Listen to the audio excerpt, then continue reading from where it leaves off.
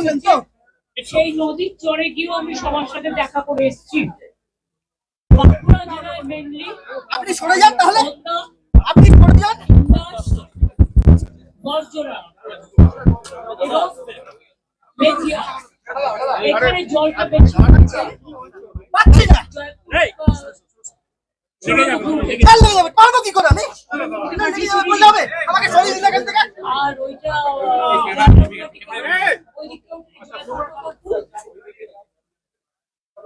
লোকের ভালো করতে নিন, শুনলাম কথা শুনতাম বলে না বলবো না, আপনাদের কথা শুনতে নেই। যাই হোক, আমি বাঁকুড়াটা ডিএমএস এখানে আছে এবং অলোক চক্রবর্তী সদ্য নির্বাচিত সেও আছে এবং বিষ্ণুপুর জেলার সভাপতি আমার সাথে রঞ্জিত আছে আমাদের, এবং তাছাড়াও আমার সাথে অলোক, আমার সাথে অলকা থেকে শুরু করে অনেকেই আছে, ইন্দাস থেকে শুরু করে। আমি বাদ বাকি রিলিফ ও অন্যান্য জায়গায় মলয় এখানে কাজ করছি, মলয়, নরেন, অরূপ চক্রবর্তী সবাই মিলে এবং ডিএমএসপি উদ্যোগ নিয়ে করেছেন। বাদ বাকিটা আমি ওদের দেখে দিতে বলবো। যেখানে রাস্তা খারাপ হয়েছে রাস্তাগুলো আমাদের লিফট পাঠাবে। দুই হচ্ছে যেখানে বাড়িগুলো একেবারে ধসে গেছে সেটা উর্বান আসনের কাছে পাঠাতে হবে, কারণ আমরা দেখে নেবো 11 লক্ষ বাড়ি যেটা ডিসেম্বরে সেই লিস্টের মধ্যে এদের নাম আছে কিনা। যদি না থাকে, যার বাড়ি মাটির বাড়ি ধসে গেছে সেগুলো আমাদের পাঠাতে হবে, আমরা নতুন করে সেগুলো দেখবো। বাদ বাকি রিলিফ জিয়ার সবই চলবে যতক্ষণ পর্যন্ত তারা স্বাভাবিক জীবনযাত্রায় ফিরে না আসছে। সরকারের দিক থেকে যেন কোনো ঔদাসীন্য না হয়, মানে কোনো অবহেলা না হয়।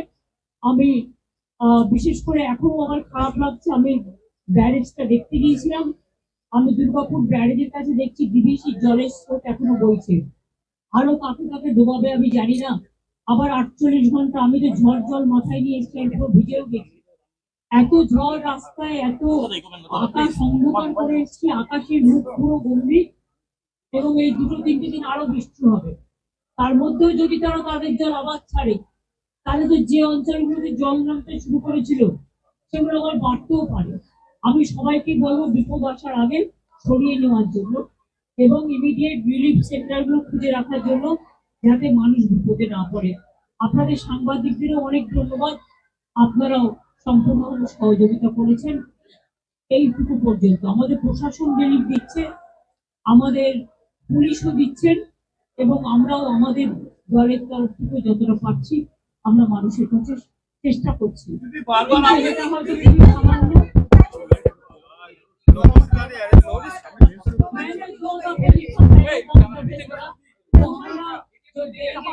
जाके जल शक्ति जो मिनिस्ट्री पहले पीयूष गोयल भी थे, पावर मिनिस्ट्री, उसके बाद बहुत दफे जा चुका, लेकिन ये लोग कुछ नहीं कर रहा है।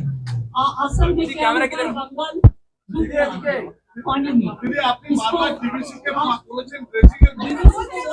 डीवीसी कुछ काम नहीं करता, डीवीसी पानी ड्रेजिंग नहीं करता। पहले उसका जो कैपेसिटी था 4 लाख क्यूसेक रखने के लिए, अभी वो चलाएगा, वो अभी बेचने का कोशिश कर रहा है कोई प्राइवेट सेक्टर को। ऐसा ही चल रहा है, इसलिए बंद हो गया है कि वो प्राइवेट को दे रहा है। सब जगह में यही काम ये लोग कर रहा है। और रघुनाथपुर में और डीवीसी का पानी अभी भी चल रहा है। मेरे को अंदाज में नहीं आता कि प्राइम मिनिस्टर जो जल शक्ति मिनिस्टर को लेटर दिया था, उन्होंने एक रिप्लाई दिया, लेकिन उन्होंने ये तो नहीं लिखा कि जल उधर से छोड़ता है पॉलिसी करके, उसको प्लानिंग हमारा मेंबर नहीं है, लेकिन हमारा शेयर है। इसका प्रोटेस्ट में हमारा जो पावर सेक्रेटरी था रिजाइन कर दिया डीवीसी से, हमारा जो चीफ इंजीनियर था रिजाइन कर दिया। हमने फिर कहने चाहूंगी कि देखिए ऐसा मत कीजिए, देश में जनता को जिंदगी जा सकता है। पॉलिटिकली आपका जितना तो आप हमारा सब फाइट करो, हमारा कोई एतराज नहीं है, लेकिन ऐसा काम नहीं करो कि पानी छोड़ के जानबूझ के आप जनता को जिंदगी ले लो, उसको करवाड़ी ले लो, उसको किसान को गाँव खेती ले लो। ये हम नहीं चाहते हैं। আমরা কৃষকদের সাহায্য করব। জল মিটে যাওয়ার পরে আজকে অলরেডি রিভিউ মিটিংয়ে বলা হয়েছে, এবং আমাদের ক্রপ ইন্স্যুরেন্স স্কিম আছে, গভর্নমেন্ট পুরো টাকাটাই দেয়। আমরা রাস্তাগুলো সার্ভে করতে বলেছি গ্রামীণ রাস্তা। এছাড়াও জল, পানীয় জল সরবরাহ থেকে শুরু করে জিআর যেটা বন্যা হলে রিলিফ চলে সবই চলবে। তার মধ্যে যেখানে মানুষ বানভাসী সেখানে অনেক পিছিয়ে চলছে। দিদি 7 বার সংসদীয় প্রতিনিধি দল এসছে এখানে, কিন্তু